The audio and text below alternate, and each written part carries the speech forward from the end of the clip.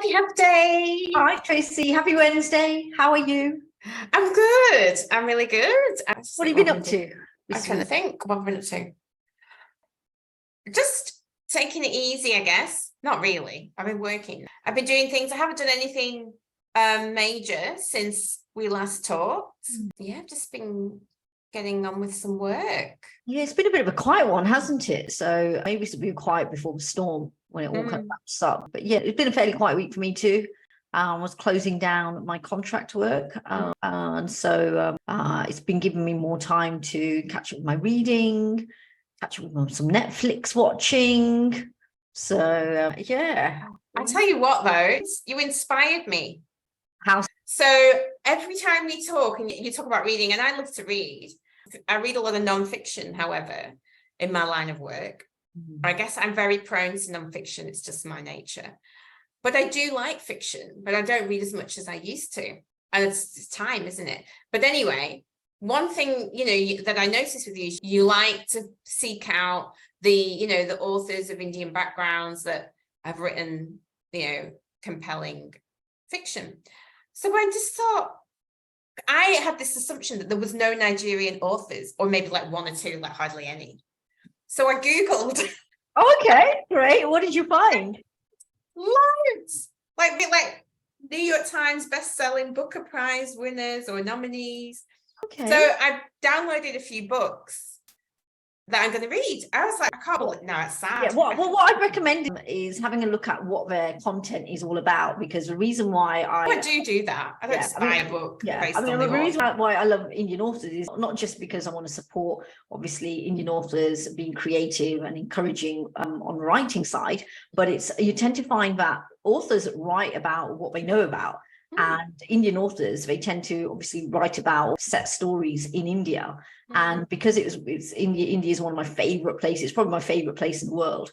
And so when you're reading about it, it's a method of transportation. And so it feels like you're being transported back to that time. So yeah, that's what I definitely encourage is. Well, that's exactly why I'm doing it. I read about what's the story, what's the content, because for years I've been asking my dad, who's obviously Nigerian and grew up there, to tell me about his life growing up there. And I asked him to write me letters. Oh, okay, that's great. Yeah, it is great. It's wonderful, right? And then that would help me connect with him more, get to know what it was like for him, because obviously I didn't grow up in that culture. It would be great if he did it. You did it. Yeah. I've been asking him for, honestly, I'd say a good 10 years. Oh, wow. Okay. Yeah. Well, if he's listening to the podcast now, let's do a shout out to Tracy's dad. Yeah. And to be fair, paper, let's start writing. Yeah, pen to paper. And to be fair, he's written 3 letters in 10 years. Okay. All right. Okay. So we have a challenge on our hands there. Yeah, we have a challenge. So this is another way, because some of these books that I've downloaded, they talk about life in Nigeria back in the 80s, back in the 90s, or even modern day. So I think this is another way for me to learn more about the culture that I didn't grow up in, but is part of my roots. Yeah, and you've been to Nigeria, haven't you, Tracy? I have once. Yeah, and how was that experience? It wasn't my best experience for lots of reasons. I was quite young. I was only 14 years old. So I was a teenager. I don't necessarily think that's the best time for some teenagers to be far away from home for 6 weeks. And far away from their primary carer, because my mum and dad weren't together then. So I lived with my mum. So it's a big deal for me. And also it was a culture shock. I bet. Yeah. It's a massive culture shock. In 14, I'm walking around in Western values, Western world, clothes, material, a developed country. And Nigeria is developed. It's not particularly third world, but parts of it are. Like same in lots of countries in Africa, like South Africa, for example. You've got people living in wealth with, security, and you've got people living in shanty towns. Yeah. Yeah, so it's kind of like that in Nigeria. Yeah. And Nigeria is one of the most populous country in Africa. It's the most populous. A lot of people. There's the kind of Muslim versus Christian kind of conflicts. So there's a bit of tension there too. Political stuff. When I went, my uncle was in prison as a political prisoner. Oh, wow. Okay. Yeah, when I went Oh, to visit, and I went because my dad was getting married to a Nigerian woman.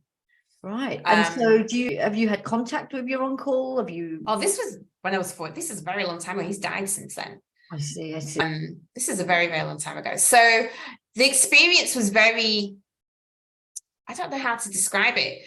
It was great, but at the same time it wasn't, because it was very overwhelming for me. I was about to say that it sounds as though it was for a 14-year-old person growing up in Blackburn and then going over to somewhere like Nigeria. It's yeah, it can be a massive shock.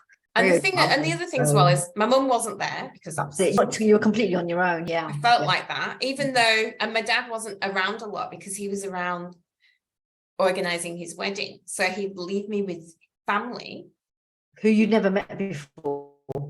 Yeah. Wow. And that was okay in the sense that, they were lovely and very welcoming, but it doesn't matter. Yeah. They were still strangers to me. Yes. And so it was, I had no idea what I could have been experiencing. Yeah. Or that, there's just such what's the word? A difference in culture. A culture clash. Yeah. So it was very challenging, but I'm glad I went. Yeah. But very brave of you too. Well, I didn't really have a choice.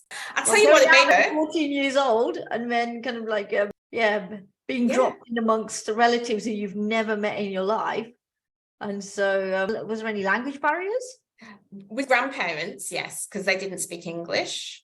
But that was another thing. What's some other? Like here, Aboriginal have like all different languages. There's languages, there's like hundreds and hundreds of languages. It's the same there with their tribes. So they have their language. I see. And then their country has a language. Right. Okay. So they would speak their own language and the language of the country, which was Hausa. Right. Okay. I see. Okay. Yeah. But anyway, we could talk about it forever because there's so much that happened there. Maybe we'll have a chat offline. Yes, that's right. Yeah, that's very interesting, right? Yeah. Talking about communities. Yes. But it kind of brings me to my first story that we're sharing today. So the story that I've chosen is from ABC News, and it's talking about queer Muslims here in Sydney and about how they're breaking the fast of Ramadan. I think it's actually this weekend, I believe. So hence the article. There's a set number of days fasting, and then that leads up to the whole celebration of Eid in the Muslim religious calendar. So I don't know too much about the Muslim religion or its rituals, but apparently there's a breaking of the fast, which is called Iftar. And Iftar is a ritual whereby it's breaking of a fast and it's supposed to signify bringing in blessings. So the article from ABC News, the headline reads, Melbourne's queer Muslims break fast together during Ramadan. I thought this was an interesting article because I didn't know there was a community of queer Muslims here in Sydney, mainly because I think for me, it's what I do know about the Muslim religion. It can be, in terms of religious values, it can be a bit of a clash when it comes to homosexuality. And I don't think I know that many, I don't think I know any Muslim queer. And I know that in the Indian community, when there is homosexuality, there has been still stigma around it. And I do know from experience that a lot of Asians in the Indian community, they do struggle to come out, to make the decision to come out. And so it's definitely changing now. But I suppose I'm comparing that to the Muslim community, who are predominantly stricter. And maybe that's another reason why I haven't heard of Muslim queers. And to read about a community of queer Muslims here in Sydney, it's quite new to me. I think I saw that article. Was it in Melbourne or Sydney? Or in Melbourne, yeah. I mean, the same. I don't know any Muslims that are homosexual. I have never met any. And I never thought about it, but I just imagine, because I just feel you're born, I personally believe, this is my personal belief, that you're born homosexual.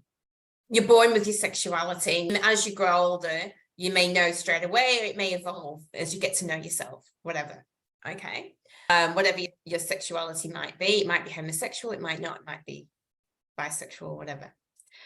That's my belief. So it doesn't surprise me I don't think because you're born into a religion that it means you can't possibly be homosexual, but it's the stigma and the community, how much they support you.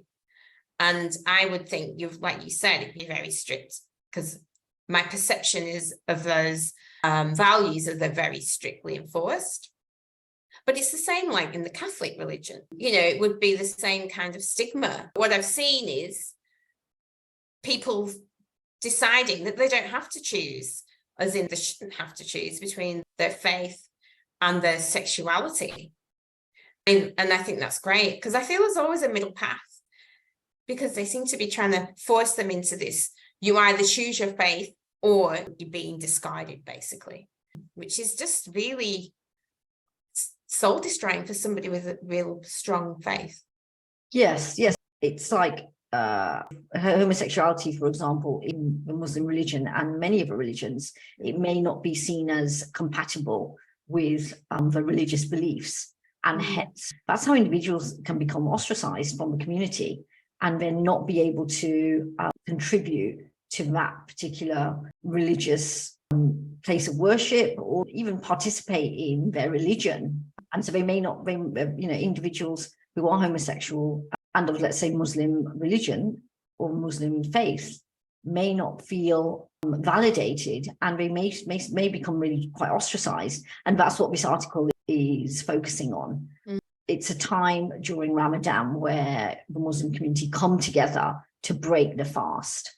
If an individual has been ostracized because of their sexuality, then where does that leave them? Yeah, and I just think as well, the mental health stress, because imagine a lot of people, their faith is their identity, is part of their identity. So to be told that, they can be told some very extreme things. There's something wrong with you. Yeah. That kind of thing. To be told that message, I just can't even imagine that. Yeah, a lot of religious activities, they are based around group activities, communal faith. So that's the idea of religion, that is bringing a community together. So there's lots of rituals that are performed as part of your religious faith.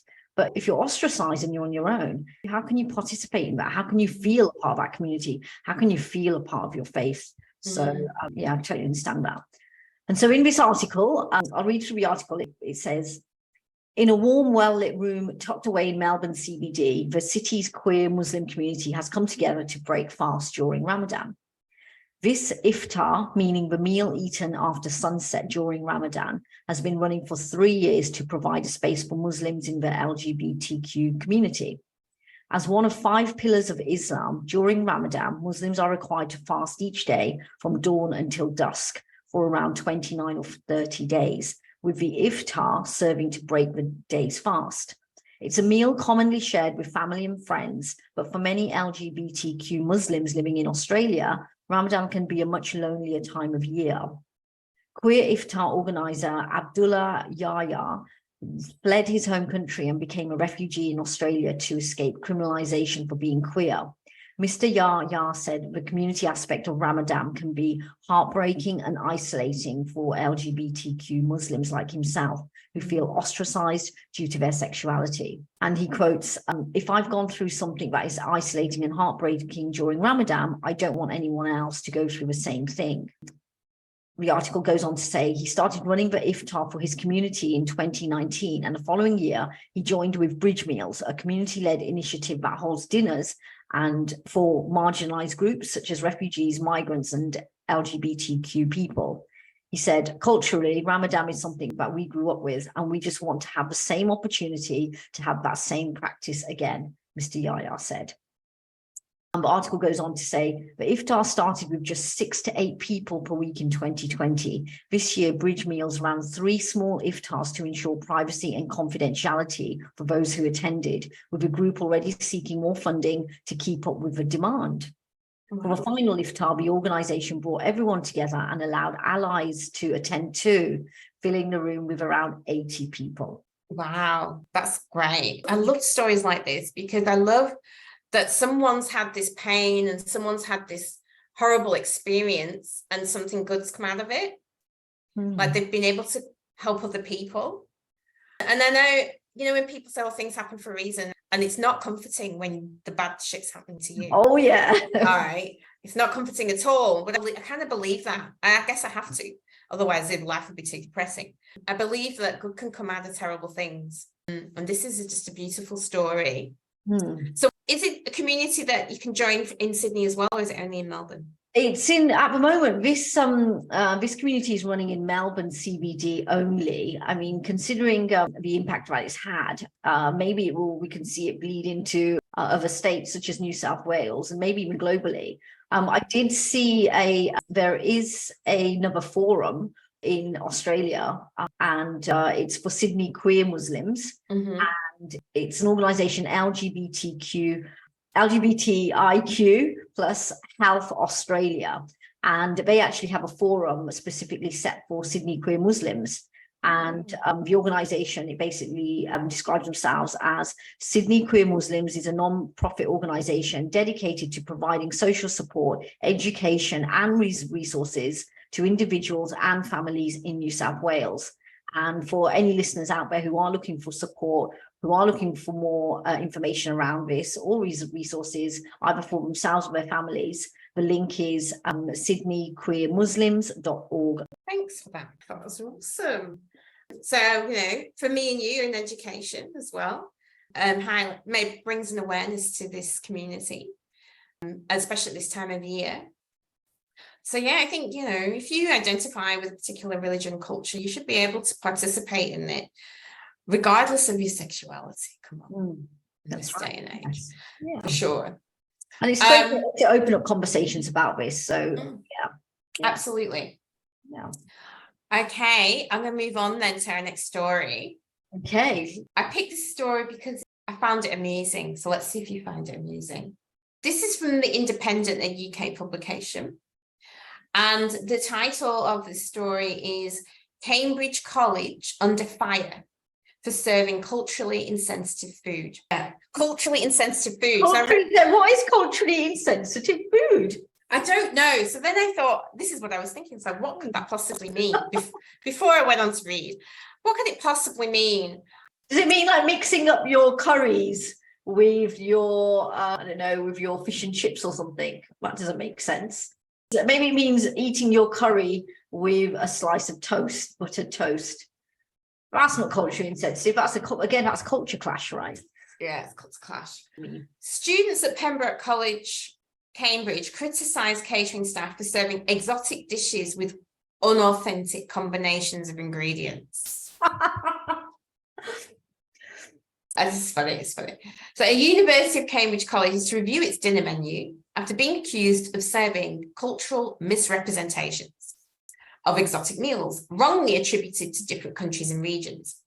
Students at Pembroke College lodged complaints about dishes including Jamaican stew, Chinese chicken, Oriental beef stew, Indian fish pie, and African stew with sweet potato, claiming the combinations did not exist in their native countries. Commenting on social media, one student posted, "Dear Pembroke catering staff, stop mixing mango and beef and calling it Jamaican stew. It's rude." It's rude. It's rude. How dare you? The student continued, "I'm used to, as a minority student, being constantly invalidated when flagging up specific issues. But if people feel their cultures are misrepresented, they have a right to address this. Microaggressions are a reality of everyday existence for many people of colour." Another student took issue with the cauliflower dates. Oh, I love that. A college student took issue.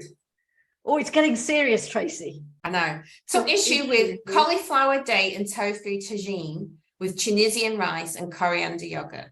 Oh, okay. Oh, yeah, that's taking issue. Yeah, the warning there is definitely don't take that student to a Michelin's rated star restaurant. That's what I would say. And then they're saying, sorry, but what is this? We don't eat these things in Tunisia.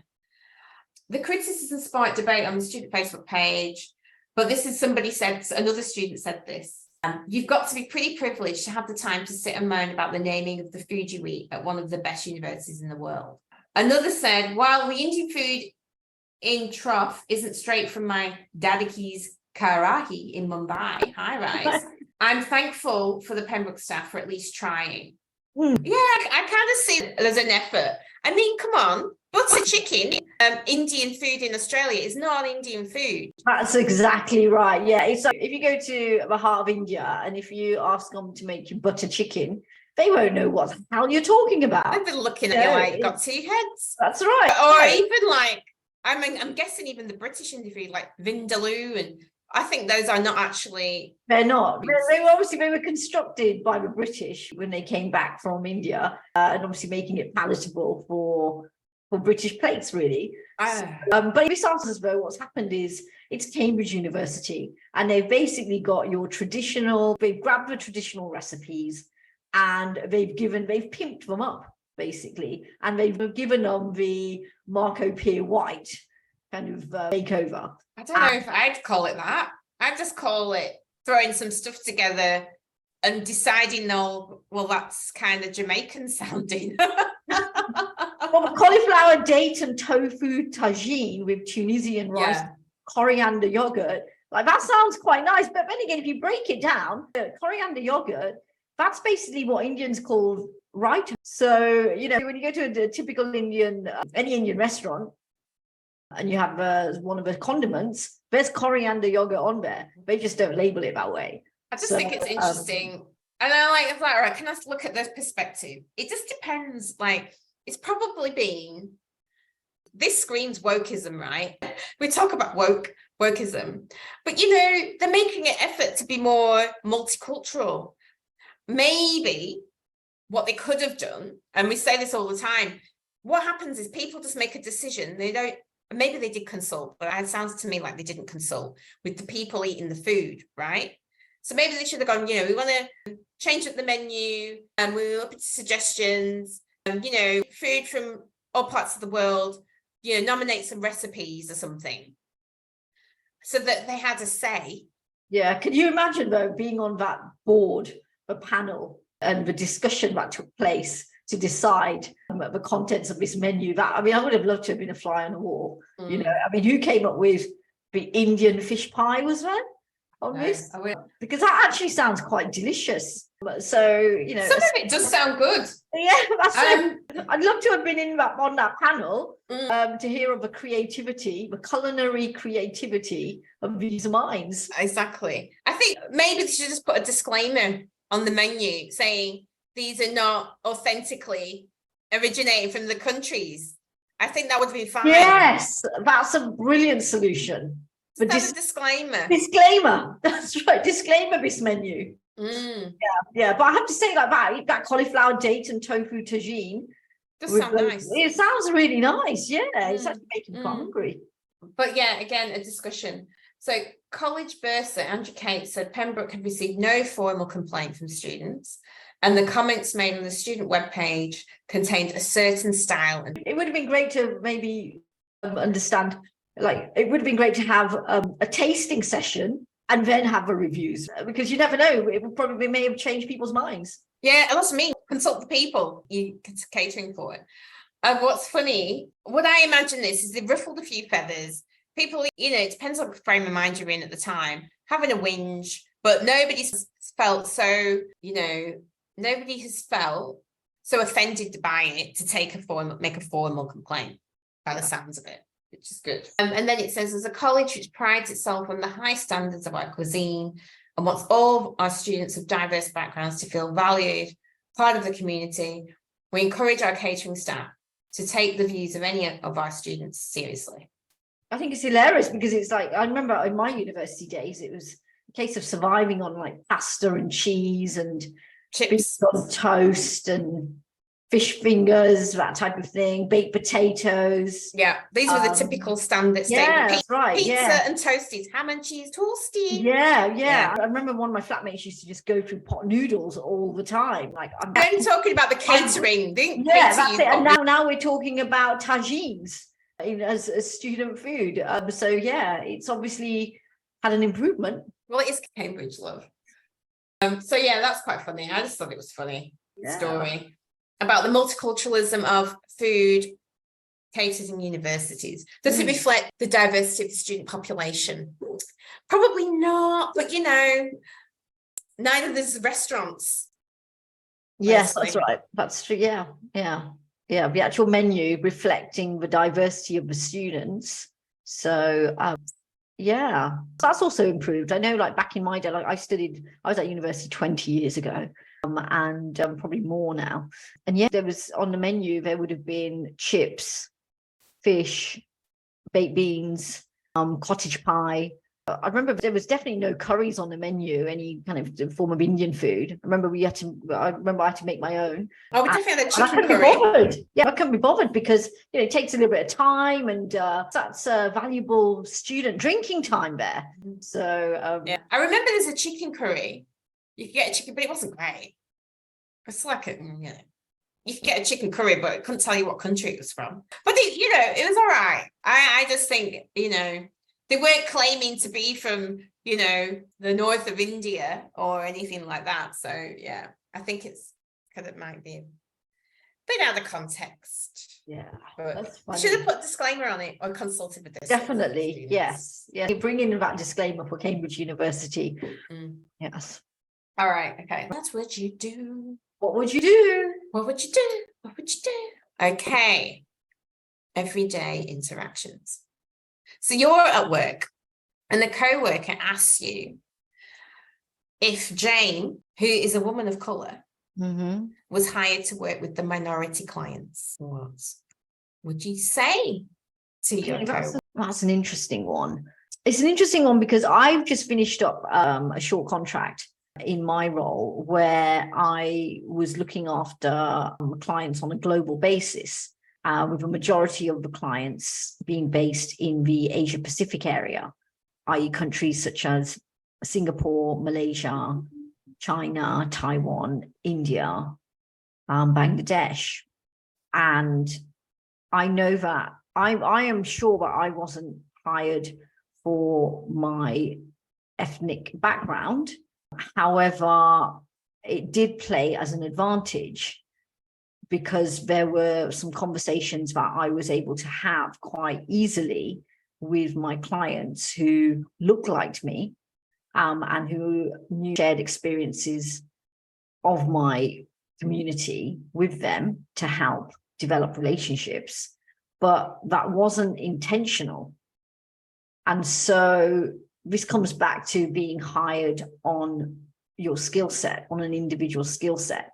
And if perchance that the ethnicity of that individual acts as an advantageous point for the point of work or for the purpose of the work, then so be it. But the main thing is that the person is hired on their skill set, and anything else would be a bonus. So I would probably say to the client, I'd probably say, if that comment came up, I'd probably say, I'd go back to highlighting the Jane skills. And then I'd also say, if it adds A, B, and C in terms of our clients who may be of ethnic minorities, then hey, that's a bonus for us. So, but I'd just highlight the fact that the idea that she was hired was based on her skills. Anything else is a bonus. Right. Okay. Cool. Yeah, I thought about this. I think it's possible. I mean, in your case, it wasn't. But I mean, not all your clients were, Chinese clients, for example, you don't have a shared culture and background. So, but yet they could still maybe relate to you more. Maybe. I don't know. Maybe you could still have conversations that other people that weren't of color couldn't. I don't know. So there could be advantages. I think the good thing about minorities working with other minorities is they're probably are more sensitive to microaggressions and unconscious bias. Probably, not always. Maybe have experienced some of these things themselves. Might be different. So I think maybe that could be a possible advantage. But even in this situation, I would have said what you just said. I said, well, this person has got this experience, these qualifications. So I'd say they were hired because of that. And if they can build really good connections with our minority clients because they're Black, then that's a bonus. And I would say, so watch and learn, because just because they're Black what are they saying? What are they doing differently? You could learn from that. Just because they're Black, it doesn't mean that you couldn't also connect more just by getting a deeper understanding of how they're building that connection. Yes, that's a great point about you've made there, Tracy. Definitely about learning. Yeah, especially in the workplace, because and again, that's all about that contributes to personal growth too. It's about and that's the whole idea of diversity and having inclusion, is that we can learn from people who are not like us.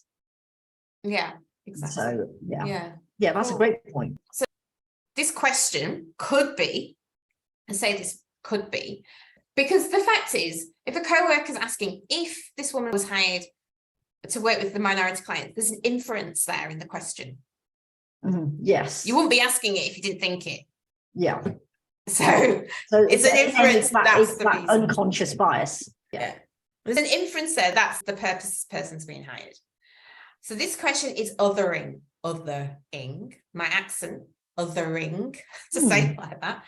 This question is othering. That is, implies that people of colour are different or outsiders. It may also suggest that your colleague was hired simply because she's a woman of colour, not because she's qualified to do the job. Yeah, that's true. You could ask your co-worker what makes them think that, or counter their bias by mentioning some of the specific skills and experience the woman brings to the team. You could also point out the problem with the underlying assumption, for example, by asking, do the men on the team only work with clients who are men? Oh, that's a good one. Yeah, I didn't think about it from that perspective. Yeah.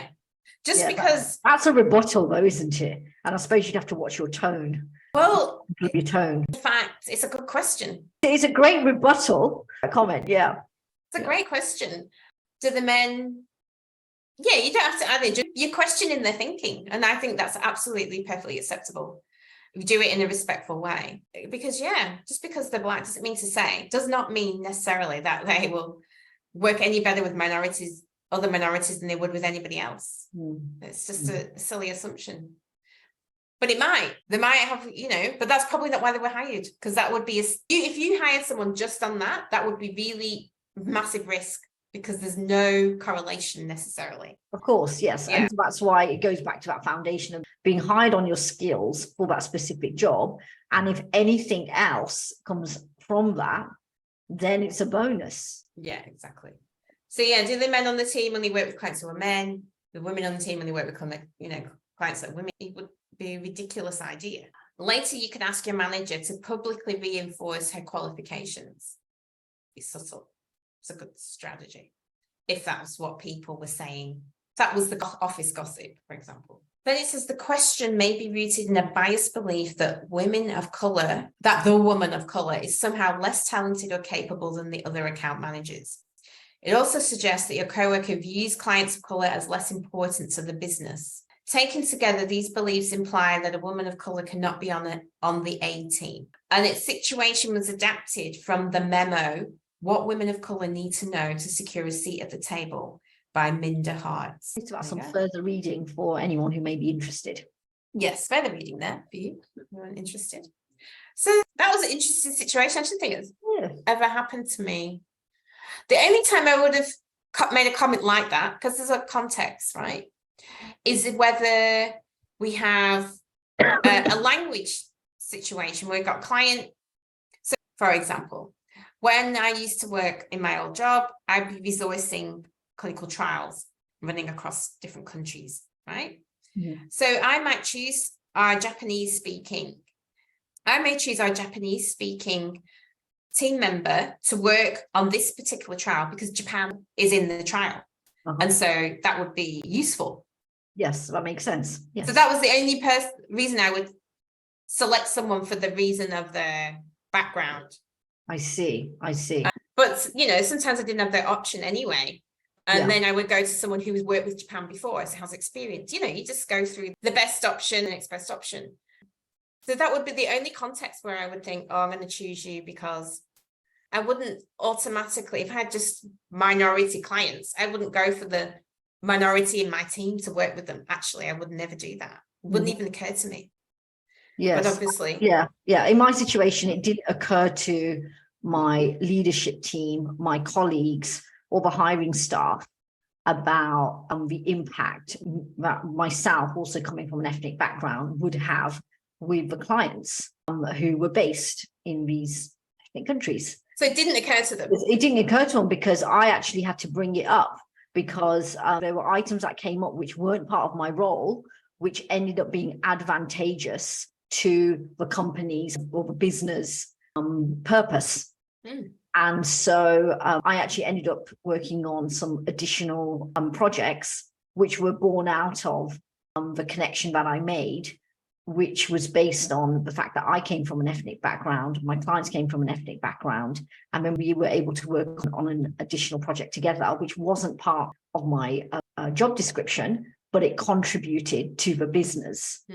So but let's just clarify though, it was advantageous in that sense. So, but as I understand it, your ethnic background was relevant to the work. Yes, that's right. Yes, because I work in the area of mental wellness, and the stigma around mental wellness in a lot of ethnic communities, it's just not, there's no one to open up conversations around that. And a lot of people don't know how to open up conversations around that. And so with myself, I saw that as part of the work that I was doing. It wasn't my responsibility to open up conversations around that, but it organically happened because of the relationships that I was developing, and also it was born out of conversations which I was sharing on my experiences. And that then led to my clients, who are also from ethnic backgrounds, also sharing their experiences, and that led to insights which I then was able to feed back. That's good work. But that's the point, it was relevant to your work. That's it. Yeah, so in this case, you know, I don't know, marketing account manager, only working with clients that are minorities on a marketing campaign for, I don't know, a can of Coke. It's not relevant. Yeah, that's irrelevant. Yes, that's irrelevant. So that's the difference. I think you need to just highlight that. Yeah. But anyway, I think that's what we've got time for today. Great, that was a good one. Thank you, Tracy. And we're going to meet for chai.